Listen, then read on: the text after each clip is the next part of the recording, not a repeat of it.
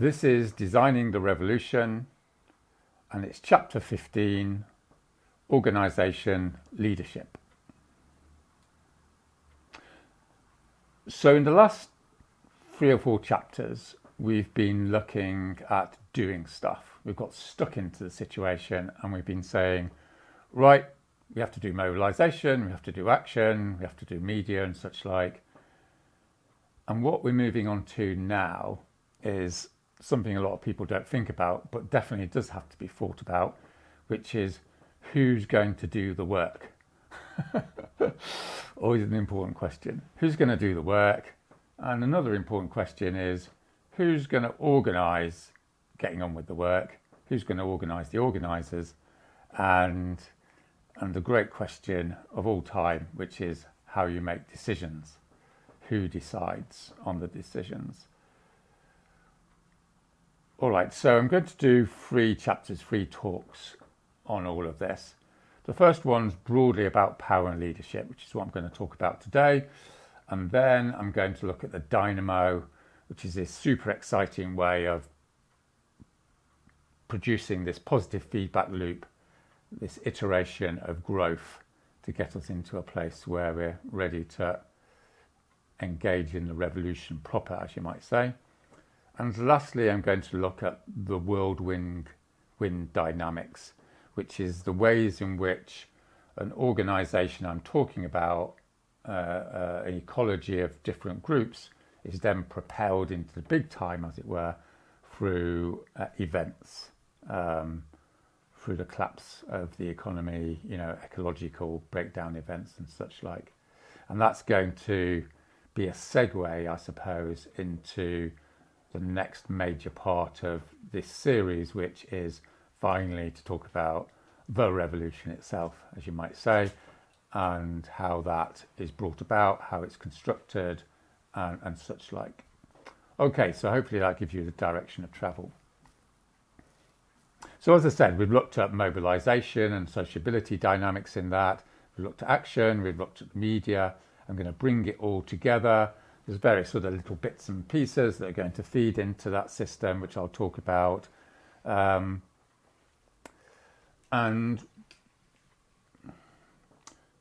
2 sort of cautionary comments here is when you're listening to this, just try and catch yourself when you start thinking about these things out of time and space. Because as we've established in several of these talks now, one of the big problems with analysing things is people tend to think about things in the abstract. And by abstract, I mean they don't include time and they don't include space. So more concretely, they don't think about iteration, that something happens, or at least there's a group of relationships between different nodes, between different elements in a system, and then that system reiterates itself, and the name of the game is to get it to grow. So the connections between the categories, the connections between action and mobilisation are just as important, if not more important, than the actual nodes themselves, the activities themselves. And organisation is all about looking at those things that people think are a bit invisible, which is these connections and how you get the whole thing moving along. So some of the themes broadly are going to be, as I just mentioned, the point of decision, who makes decisions, how decisions are being made, how a system is operated, an organisation is coordinated rather, how you bring things together and develop them. And last and definitely not least, how we provide a culture that's going to create a good working environment, or more excitingly, a sociability space and a joyfulness of working together, at least on a good day. All right, so first of all, I'm just going to look at this word power and try and create a more human, involved and grounded idea about the relationships between people. So as I've said in previous talks, what we're trying to produce here is a way of analysing and a way of producing culture and relationships which is radically juxtaposed to this reductive enlightenment, alienated, atomised and such like grid that's imposed. And this paradigm is what you might call the metaphysical or the foundational basis of both the right and the left in the reformist space, in the neoliberal space. And what I mean by that is that power is largely looked upon as a dominating force, either a good force that's dominating because, you know, the top guys need to rule, as you get in on the right, and on the left wing, a dominating force that's bad because, you know, there's power and hierarchy and people are dominating each other, and that's a bad thing. And what I want to challenge is that relationships are a lot more complicated and nuanced and enchanted even than this reductive consensus between the left and right on the domination definition of power. So just to be clear, I'm not dismissing the notion that domination can and should be looked upon as a dominating relationship. There's no question that dominating relationships happen. What I'm saying is that's not the only game in town when you're looking in detail about what actually happens and theorising on actually what happens when you go down the pub, you know, in a meeting, in your family, blah, blah, blah. Okay. So again, just to remind ourselves, an entry into this analysis is to look at the sociability, the relationships between people and the joy of people working together, having a humorous time, getting on and doing stuff together that constitutes, at least in a reasonably functional social system, as probably the main experience of people. And this is what Hallam calls the life world, and I've referenced him before, and we'll be talking about him again. So, if you remember, we talked about David Graeber and this notion of everyday communism, which is, you know, you're making a house, building a house, and someone asks you for the hammer. You don't hire the hammer out. You don't go, oh, you know, it's £1 a minute. It's just like, that's really dumb thing to say. Because there's trust and there's a relationship and there's a thickness of that connection. And for God's sake, you know, we need to get stuff done. Give the guy the hammer. Similarly, you might call this an everyday anarchism in the sense that most activities, you know, a lot of the time anyway, are based upon mutual aid or based upon let's all get together for dinner. You know, someone makes dinner, someone does this, there's a division of roles, but it's not set. Someone's quite good at doing something, so they tend to do something more than others. Or there's what might be referred to, and has been referred to as like a shifting hierarchy, in as much as we can use that word. In other words, sometimes one person takes the lead, sometimes another person takes the lead, and it's not a big deal, right? So again, not all the time by any means, but we sort of know how that works, at least I hope you do. And what the two elements of this sort of sociability system are trust and service, or at least those are sort of old-fashioned words for sort of getting on. In other words, people have a fixed sense of trust about each other. You know, this guy's fine, I've known him for a long time, yeah, sure, I'm going to lend him my hammer. And service, which is, I'm going to organise the picnic, but I'm in service to everyone who's coming on the picnic because I just like the guys, you know, and I'm trying to create connection and a feeling of love between each other because that gives me meaning and all the things we've been talking about. So if we envisage the social space as this invisible thickness of relationships sort of comes into the fore, and into this are these sort of power elements which are constructed, you know, these power elements, these dominating elements are there, no one's disputing for a moment they're not, but there's something else as well. And, just as a little aside, one of the big problems with a lot of what you might call cynical left-wing thought is this notion that all there is power.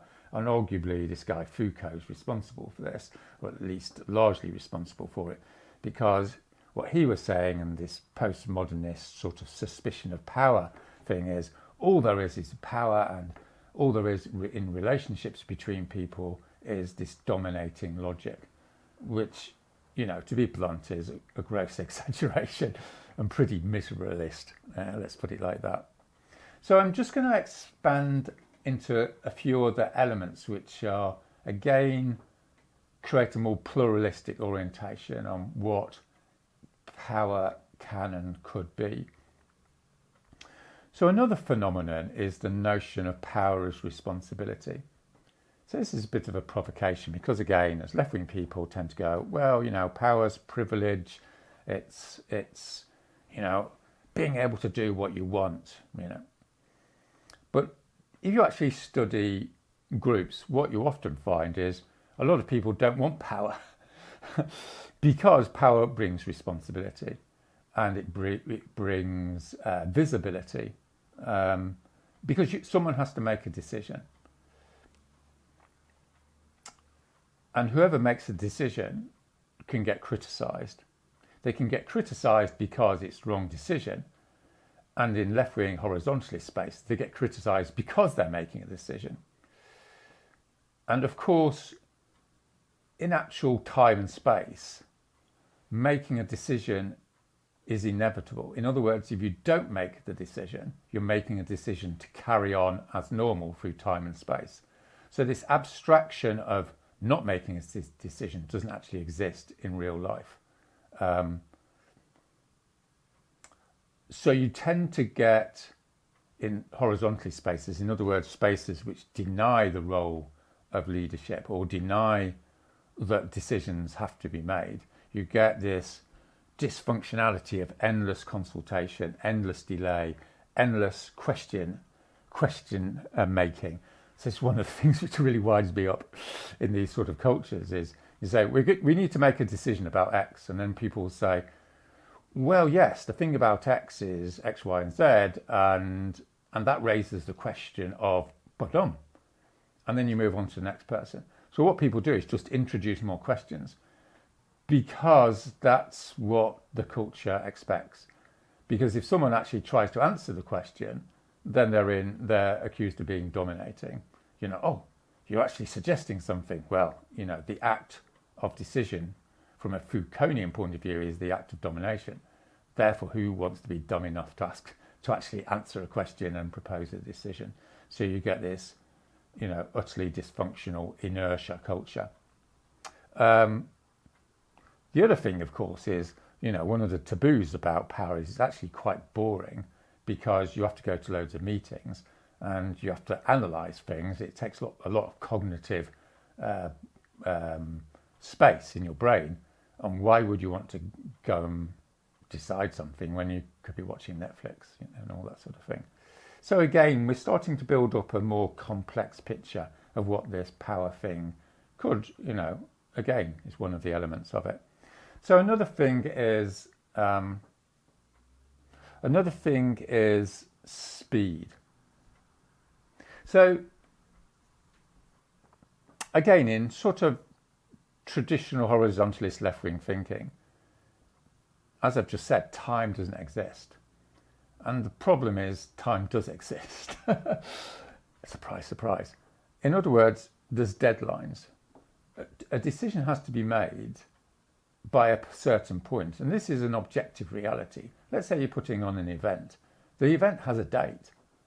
So decisions have to be made about what happens in that event by the deadline. There's no point deciding you're going to have such a band playing 2 weeks later. It's just objectively dysfunctional. So incidentally, there is an objectivity here. So what I'm sort of arguing is that power has been over-ideologicalized, as you might say. There's like an intrinsic practicality and physicality to the notion of doing stuff and therefore making decisions. So as a general rule of thumb, the more speed, the faster a decision has to be made, the more you need delegation to have a few people making that decision. Because the process of making a decision with a lot of people, by definition, objectively takes more time. You know, if you have a go-round with 20 people, it's a no-brainer. It's going to take longer than having a go-round with 5 people. So power exists within a physical time-space universe. And if something has to happen quickly, then you're going to have some form of functional hierarchy. And I'll talk about that more in a minute. All right, so let's just delve into this a little bit more with this concept of coordination. So part of the system here is you have to make a decision. Making a decision requires some sort of functional hierarchy in a fast-paced environment. But also you have to implement the decision. So you've made a decision, you're going to have an event. And what the function of coordination is to overcome the siloization of different people within the system. So some people think the event starts at 2 o'clock. Some people think it starts at 12. You have to inform everyone it's actually starting, at 1 o'clock. People need to be told that. The people who are actually doing the stuff don't want to do that because they want to get on with doing the stuff. Someone has to make sure that the whole thing's coherent and coordinated. This isn't intrinsically a dysfunctional thing. It's like objective. It's an objective reality to collective organisation. So another element of coordination is to overcome dysfunctionality within those silos. So let's say one of the working groups, has to bring all the music equipment to the event. So you've coordinated them, they know when to come, they know what the bands are going to be, they know about the electricity supply, and then you're going to say to them, right, you're going to get on and do the job and bring the music to the music equipment to the event. And then one of them says to you, we've got this guy in the group who just wants to talk all the time and he doesn't really want to do the event, and he's been pretty abusive to the women in the group. And, I'm thinking of leaving because it's just a shit environment to work in. So the role of the coordinator is to protect the system as well. In other words, to say to that person, this is the behaviour we expect. And if at a certain point that behaviour hasn't improved, then I will have to ask you to leave the group. Okay. So again, this tends to be a bit of a taboo amongst some people in some spaces, but I can 100% guarantee on 35 years of experience organising people, there are points in time in an imperfect, fucked up society where you have to protect the system. And arguably this is one of the most important functions in terms of leadership, the enactment of responsible power and the coordinating function. Asking bad people to leave.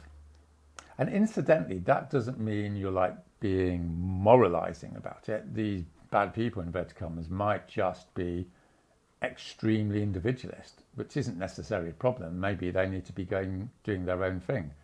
And I'll talk about this a bit more in a minute. All right, so the third thing is clarity. The function of coordination is to create clarity. So again, you've got these guys, bringing the music to the festival, the music equipment. They know how they combine with the other groups, that's fine.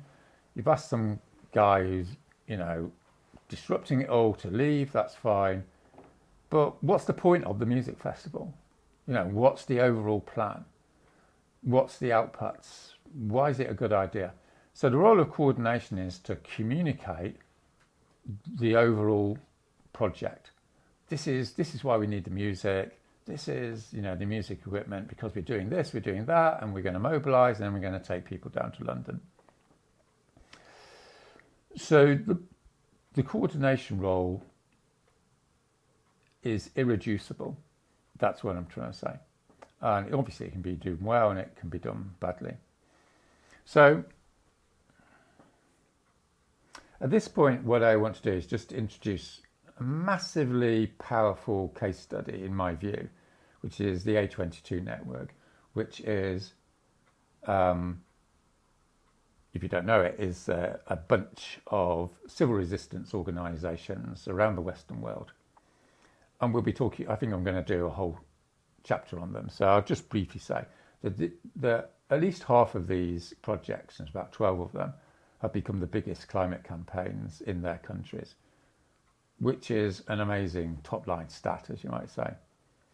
And what I want to propose to you is that the key reason, I mean, obviously there's a bunch of reasons, but probably the single biggest and potentially the most influential causal factor is that they have a leadership structure. In other words, they have something that drives the system, and that's a small group of people. And the reason for this is that when you're developing a project, it's a very fast-paced, fast-moving, changing site of activity. It's not where something's been going the same for 100 years, you know. We do it like this. This is what the outcome is. You don't need, you know, arguably you don't need any management structure. If you're going, like, we're going to do this, and 6 weeks later we're going to do this, and we need all these people to come in, and then we're going to do that, and then we're going to grow into an even bigger thing, and then we're going to do mass civil disobedience. That's a massively complex system, and it's a massively fast-pacing system. And it simply cannot operate without a small group that's got executive control over it. So my bottom line proposition here is that if you have a horizontalist system, i.e. loads of people come together and no one's in charge, broadly speaking, what you get is you get a massive, as a general rule, obviously, you get a massive efficiency of mobilisation because no one has to check with anyone and there's no control mechanisms. So no one's saying, don't do that, do this. It's like everyone does their own thing. And you get loads of people doing things really quickly because you have no structure and because there's no leadership structure and no coordination structure to speak of. And then as soon as it's got to a certain scale, it collapses for the very reason that it was so successful. Now remember, if you've watched the chapter on complexity, I talk about this, which is in a complex system, something that's massively successful over time becomes massively unsuccessful for the very reason it became successful. So in a mechanistic sort of frame of thinking, that's like completely illogical. But in a complexity system, it makes total sense because the causal factors that create success are only creating success in one particular context. In another context, they don't. In other words, like what's successful and what works is completely contextual. So the reason, of course, why it collapses is because there's no coordination. In other words, everyone becomes siloed because no one's coordinating, so it all becomes pretty inefficient. Secondly, loads of tricky people move in because it's suddenly a sexy thing to be involved in and there's loads of power to be had and no one's there to stop them. And thirdly, it's like there's this big mass mobilisation, but no one knows what the point is, apart from just mobilising against the system. So you sort of saw that, for instance, in Tahrir Square, where, you know, loads of people went there and then it all collapsed and the bad guys were back in control within half a year because there was no consolidation of the popular will, as you might say. So when you have a small group and you have this central control system, i.e. an executive, it's still problematic, right? Because unless someone's got a better idea, there's no solution to human organisation which isn't problematic. What we're looking at here is degrees of problematicness. So I read something once where it said, you know, the difference between organisations is they're, either totally fucked or they're just half fucked. So that lowers your expectations a bit. So what I'm trying to say here is that in the A22 network, we go and, there's 6 people in Spain and they want to set up this project. There's only a 50% chance of success because everything depends upon the quality of those people and the culture and the organisational capacities and their characters, to use an old-fashioned word. So half the time they will all collapse. But if they get through that stage and then start to grow and they're a consolidated group, then 50% of the time you're going to produce the biggest climate campaign in their country. That's a little bit reductive, okay, there's more to it than that. But I can't emphasise enough how important this point is. So you're saying with the horizontalist, mobilisation, 100% of the time, I'm being serious, 100% of the time, just collapses back again. Okay, 95%. With a functional hierarchy central executive, then you're going to succeed 50% of the time. So, unless there's something else better out there, we're going for the functional small leadership executive model. Okay, so let's look in a little bit more detail about how this model works of leadership, taking into account the more complex analysis of the notion of power we've just been talking about. So, using this A22 methodology, there's certain rules of thumb. First rule of thumb is that the group has to have about 8 people in it. So notice, this is not about, creating some Stalin or some Napoleon sort of, extreme hierarchy routine. The reason 8 people is good is because if you just have 2 or 3 people, dare I say it, 1, it's no surprise they're going to make loads of bad mistakes because there's not enough feedback in the system.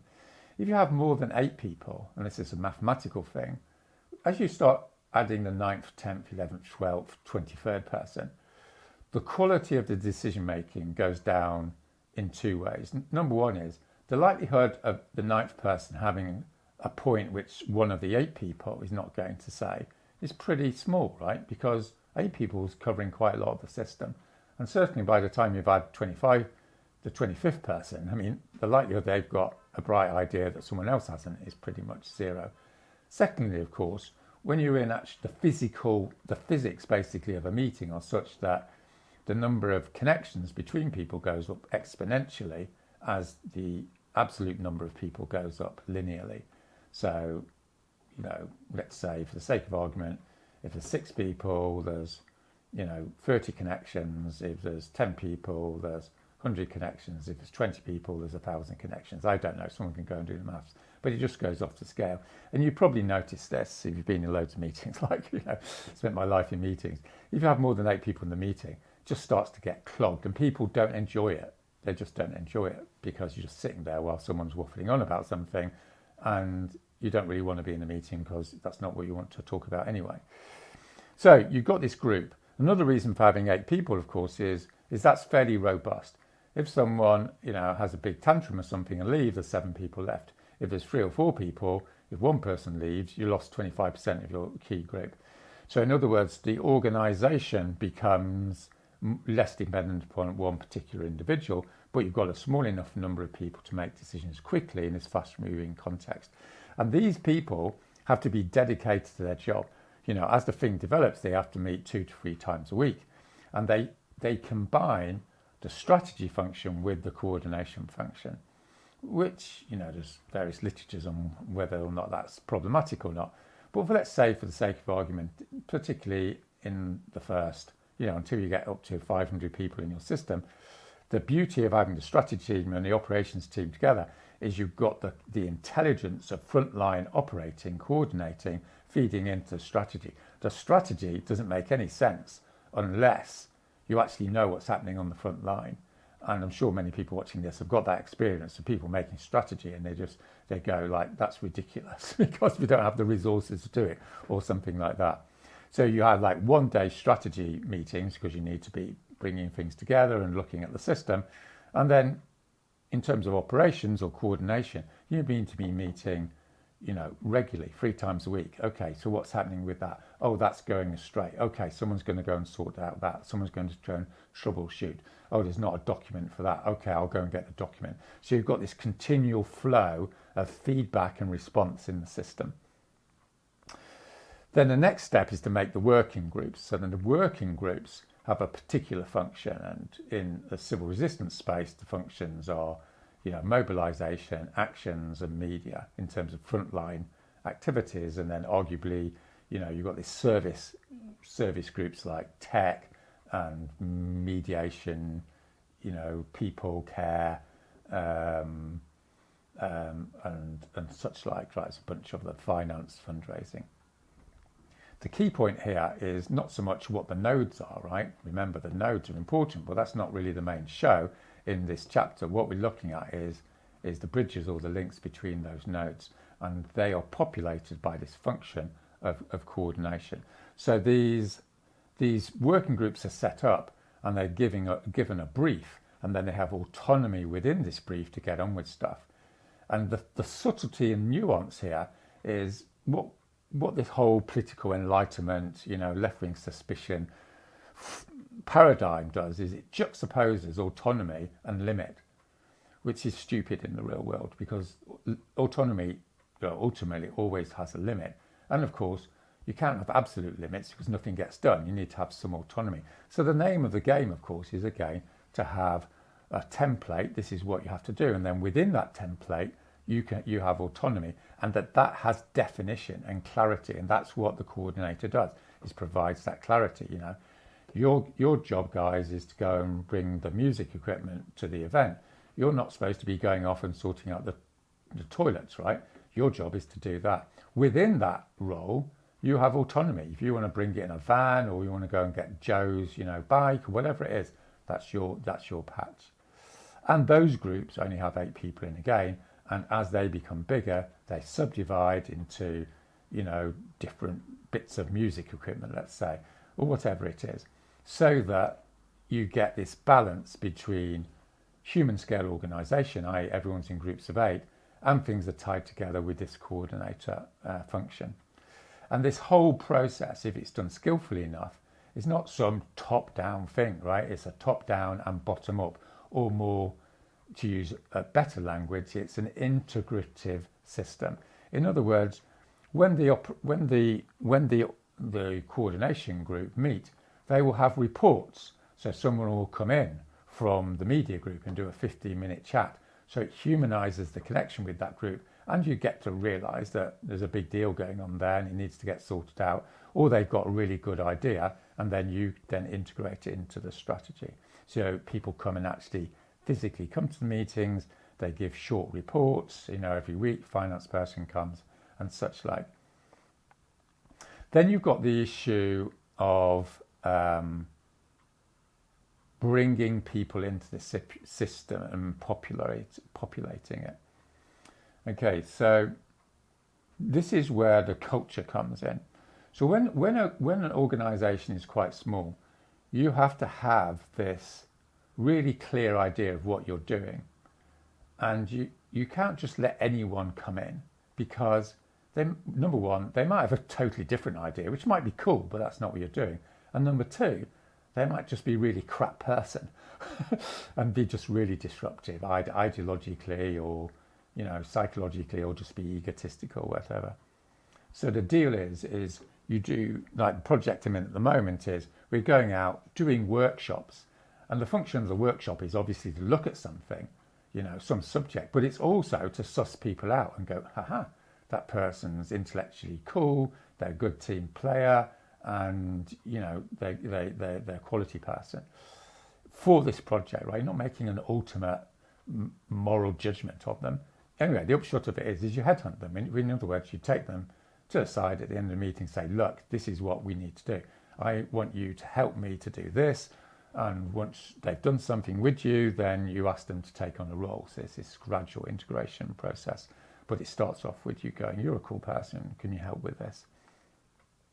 Okay, then more systematically, as things get bigger, then there's two key elements to the system. Is you've headhunted people, you've got an intuition they're good, or other people start headhunting you that are embedded in your culture, and you give people a 1 month trial. So you're saying to people, look, we want you to be, coordinate, bringing music to the festivals, and you're here for a month. And if it doesn't work out, no hard feelings, right? Or maybe you think we're crap as well. So, shake hands and leave. So you're pre-framing it so you get more information into the system, because this guy might look great, but he might never turn up on time and blah, blah, blah, or start being abusive, in which case you lower that person's expectations so that even when you do ask them to leave after a month, they don't have a major tantrum and start putting on social media that you're all fascists or whatever. Or if they do, then, that's just bad luck. Okay, then there's the induction process. So when you're bringing people into the culture, this service trust culture, then there's an induction process. So arguably when you're really big, this needs to be a day, but if you're below 20, 30, 40 people, then it just needs to be an hour or two, people being headhunted, various people have taken soundings on them. Yeah, we want to bring this person in to do media. So they have an hour, 2 hour induction.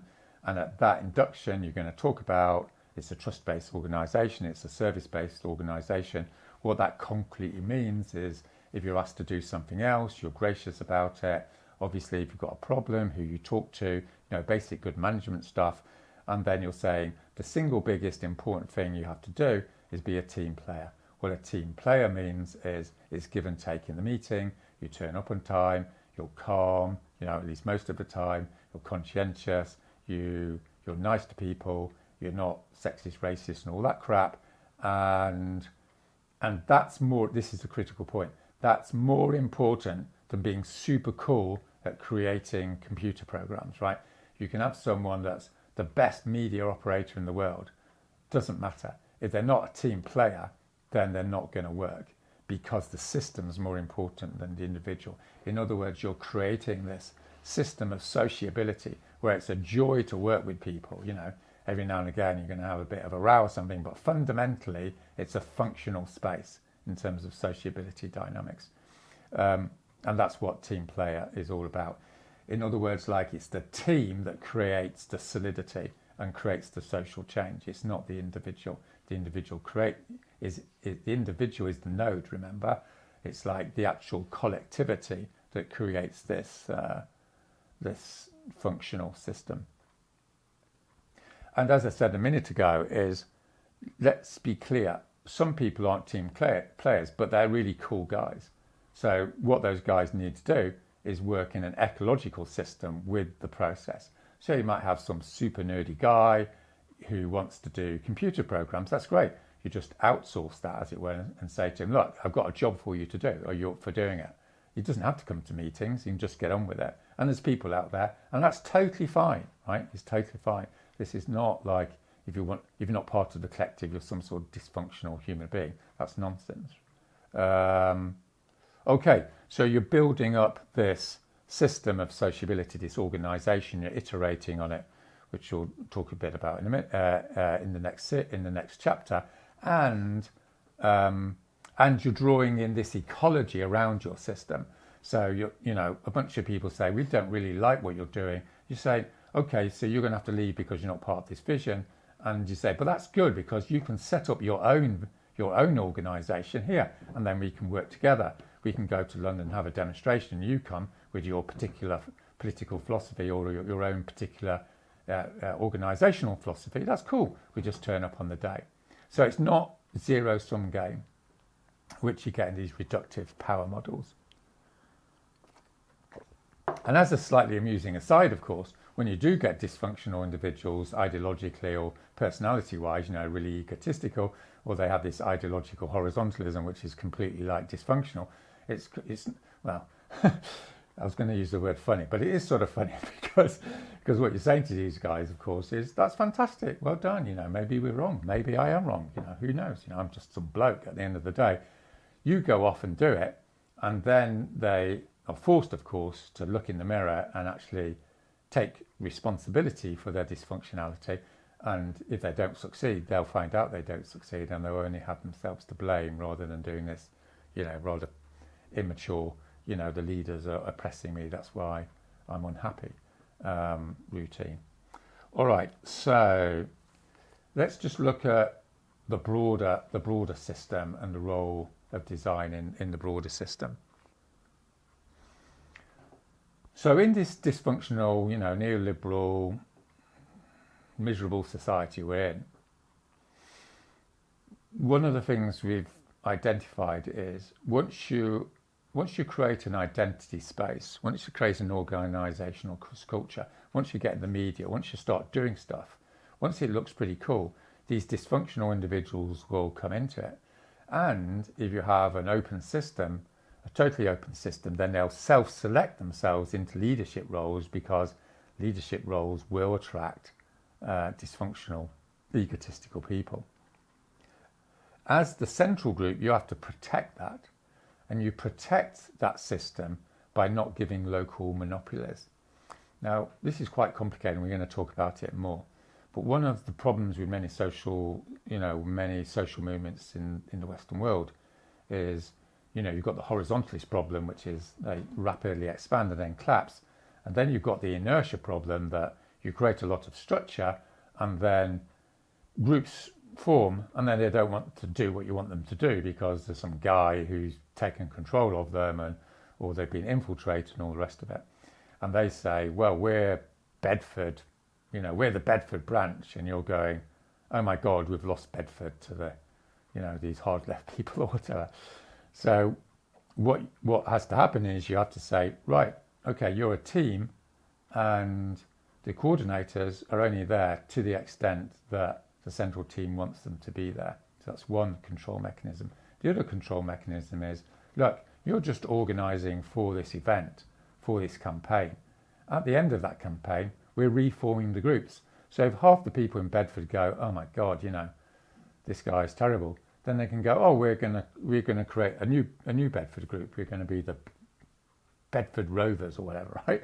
And they're going to create their new group, and the guy who's running the group, little dictator, doesn't have any constitutional power to stop them. This is hard design. This is an example of hard design. In other words, like, it fundamentally responds to a fundamentally hard problem, which is the appropriation of local chapters by tricky people. The other thing is having a really clear template of what you want people to do, particularly in the dynamo areas we'll talk about in the next talk. In other words, people need to know what you've already worked out works, instead of going off and doing their own thing. And to enculture people into that in an effective way, you have to spend time with them. So this is the notion of, you know, pulling your sleeves up, or I've forgotten the phrase, and actually being there, doing the leafleting with them, actually organising the meeting with them, ringing them up every day and going, have you got your stats in? How did that meeting go? Okay, so if you do it like this, things will work better. Now, a lot of people will say, oh my God, that's going to take loads of time. But the whole point is it's an investment in enculturing a group into good practice. And then you're going to get a return on that investment, in the sense that once that group's functional, because you spent so much time on it, then they're going to be okay for the next half year. As opposed to setting a group up and then they could become encultured into some level of dysfunctionality. And then you spend the next 6 months trying to sort them out, and you're not, because, you know, you've lost, the horse has bolted, as you might say. So micromanagement, I know, has a bad press, but we need a more sophisticated analysis, which is micromanagement is essential at the beginning of a process, particularly, dare I say, with young people, because they don't have much life experience and don't have much work experience. And I'm not being disrespectful there, that's just a fact, as you might say. And the last thing is, and again, we're going to talk about this in future chapters, is we've identified one of the problems, and all the left-wing sort of Foucaultian people will say, you know, horizontalist people will say, but you've got this central group, Roger, and they're going to get corrupted by all this power they've got. Absolutely, totally agree. But this is a nuanced critique, right? It's not an absolute. It's not deterministically going to be like that, because they might be really great guys, right? And they might be able to resist that sort of egotism. But you're quite right. In the medium to long term, this group has to be disciplined itself. So what we're broadly looking at there is to have a sortition assembly, a selection, a selection of people who have been selected by chance to constitute some sort of board, which is a counterbalance, as it were, to the strategy operations team space. And because they're not self-selected, they're going to be ordinary, decent people as a general rule, particularly if they work together, and they're going to be a counterbalance to the power of this central leadership group. There's a lot more to say about that, but I'm just leading you into that area, and we'll be talking more about it. All right, where am I up to? I think I've got 10 minutes. All right, so I'm just going to take a little different sort of take on it, just for the last 10 minutes.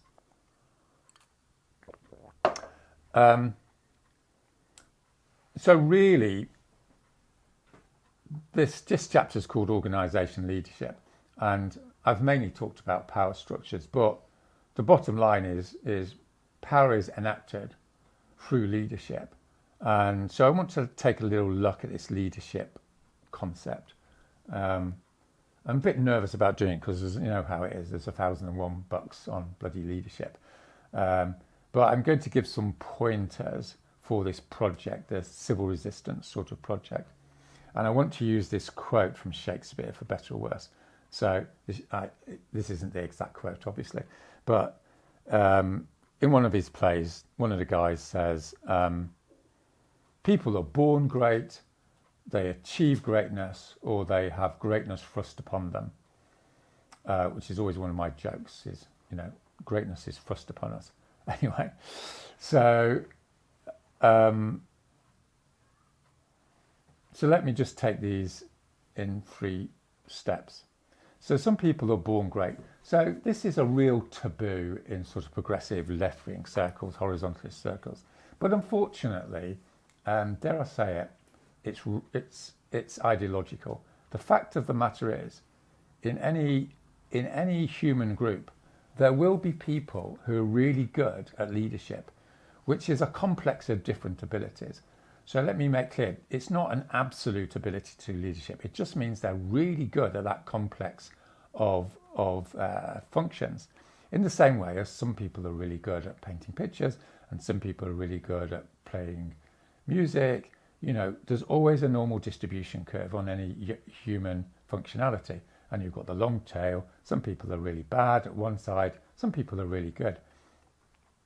And the fact of the matter is these people, to a certain extent, are born to lead. They've got this characteristic, and obviously there's environmental processes, and they have massive power to actually enhance a movement if there's various cultural and system elements to it.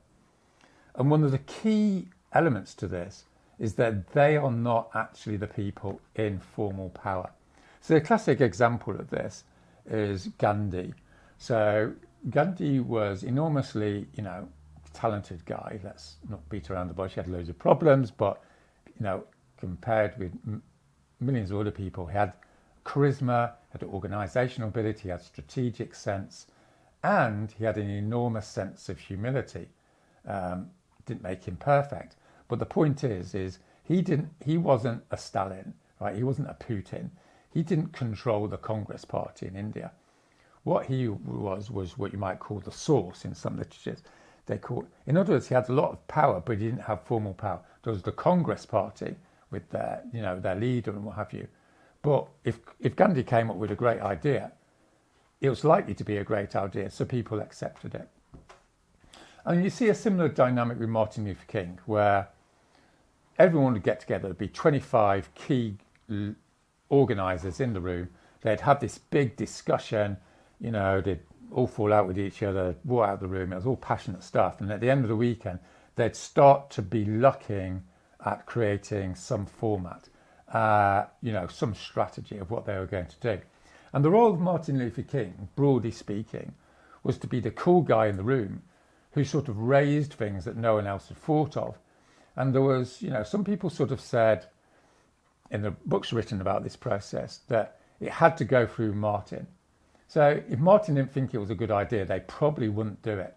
But Martin Luther King he wasn't initiating, he was like orchestrating that space and putting, ideas into the mix and facilitating it and bringing it together.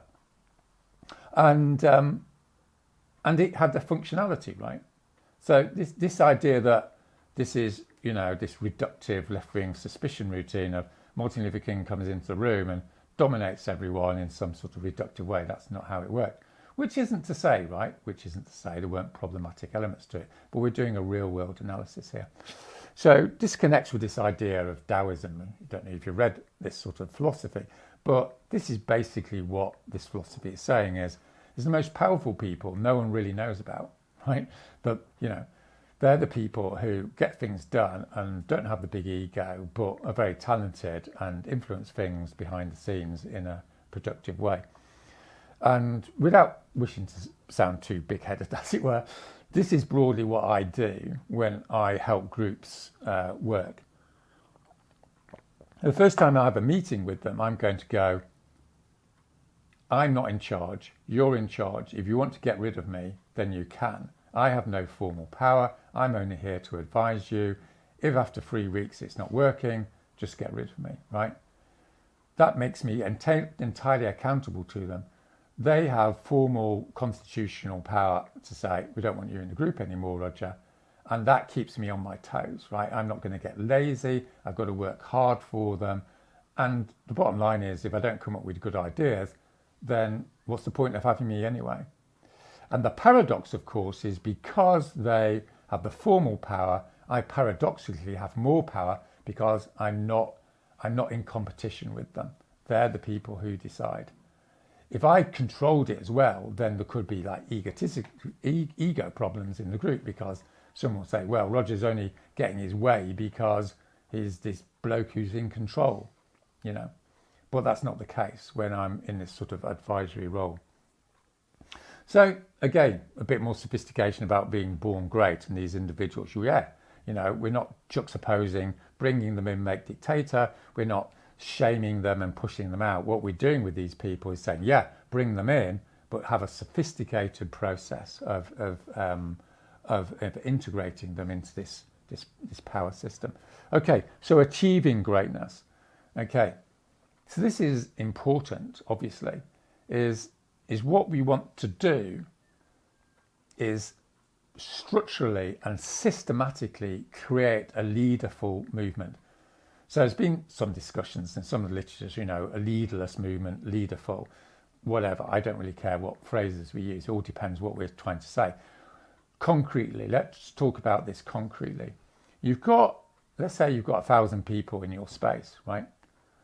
Some of those people have the potential to be leaders, potential to be coordinators, but to be strategic thinkers. And they have to have a certain amount of natural ability or charisma. There's always going to be a bit of biological determinism in there. But, let's be nuanced about that. That process is only going to come out through environmental design. In other words, the culture and processes of the space they're in. So the name of the game here is not tokenism, right? It's not like, oh, that person's, a person of colour, or that person's a woman or whatever, and we're just going to parachute that person simply because of the group they live in, they belong to. What we're going to do, and this is the Holy Grail, is to systematically empower that group as a project in and of itself. So let's say someone's got potential. They're going to come to a training event. And in that training event, they're going to receive some cultural, ethical education. If you want to be a good person, if you want to live a good life, then you need to transcend your ego. You need to go into service to the common good. You need to trust people. You need to be humble. You don't want to be an arsehole, all this sort of stuff. So that's part of the equation. The second thing is they have to learn how to run a project. And that's complicated. There's lots of technical stuff in that. And we're going to talk about that more in the next chapter. And thirdly, they have to be able to manage people. They have to be good at relationships. And that means they have to be ethical. That's why they haven't got to have a big ego, right? They can't be dismissive and horrible to people. They need to be just in their relations, and then people respect them. They might go, well, I disagree with this guy, but he's basically an okay guy. He's trying hard. Secondly, they have to be kind to people. People in a sociability space need to feel like they're valued. So you say nice things about them. You invite them to dinner. You take them to one side and ask them how they're doing, or all this sort of thing, right? And lastly, and definitely not least, there has to be some humour. Humour is enormously important because it dissolves a suspicion culture. It makes people connected, particularly self-depreciation. And, I do this all the time because I'm a sort of jokey sort of guy. But, if someone's a bit suspicious of you, then you tell them, well, maybe you're an idiot. So it's this humble self-depreciation. No one's God, right? Everyone sits on the loo. Everyone, fucks up. We're just trying to do the best we can. I'm in this role. I'm trying to do it. If you think I'm doing shit, come and talk to me about it. That sort of approach. So then one element of achieving greatness, as it were, then is you're bringing a lot of people in and into this course, this training education process. And then afterwards, you're mentoring them, right? In other words, someone who's good at doing the job is seeing them every week and saying, how are you getting on, Joe? What's the deal here? Oh, I'm not sure about this. Okay, this is how you do this. And then, of course, they're often away, at least in principle, or they're taking feedback from their space. So the point here is this whole, toxic thing about marginalised groups, is half right and half wrong, white blokes and all this sort of stuff. Yeah, white men have traditionally had loads of power as a general rule, but not absolutely. Obviously, they abuse that power. And what's the solution? The solution is a systematic program of empowerment for young people of colour, for young people generally, for women, for people from a particular part of the country, whatever that marginalised group is. And this is the methodology, as opposed to this shortcut process of going, oh, there's a black person, let's ask them to do something. And this takes investment, and it's a strategic objective to get this diversity into the space. All right, so the last thing is thrust into greatness. I'm not going to talk that much about this, but this is my end message to you all watching this video. I don't know, I think it may be 1,000 people. Where are we? Beginning of April. So beginning of April 2022, 23. Loads of people started off watching this series, and I've said this quite a lot in my videos. By the time you're 6 episodes in, you've basically got the people who are either, born great, they're going to achieve greatness, or most likely they're going to be thrust into greatness. So you might be watching this video going, oh, I'm not the leadership type. Tough shit, basically you are, because you're watching this video. In other words, we haven't got the time at this moment in history in 2023 for people to be falsely modest. If you're watching this video, there's a good 75% chance that you can be thrust into greatness, you will be thrust into greatness, and you're just going to have to do your best. And that's no bad thing, because it brings people on, and that's what life's about and all the rest of it. So that's my challenge, is you're just going to have to do it. And the prediction, of course, is your fear and your humility is the very element that's going to make you successful, paradoxically, because you're not going to be going in saying, I'm great. You're going in saying, I'm really not that good at it. And you're going to be conscientious and nervous about it. And that's a really good leadership skill, as you might say. All right. So, in some ways, this chapter is, it's fast and furious, isn't it? There's loads more to be said. But the fundamentals are leadership is absolutely critical at this time in history. Having thick analysis of the power relationships is critical, and this has to be actualized by a whole bunch of systems that are going to be developed over the coming chapters. And what we're going to do next is take this leadership system and then put it into creating a dynamo system, i.e. a system that rapidly increases in its capacity, in the number involved, in its social effectiveness, as a stepping stone to this revolutionary period. So the next chapter is really important, okay? It's really good. So I hope to see you then. Thanks.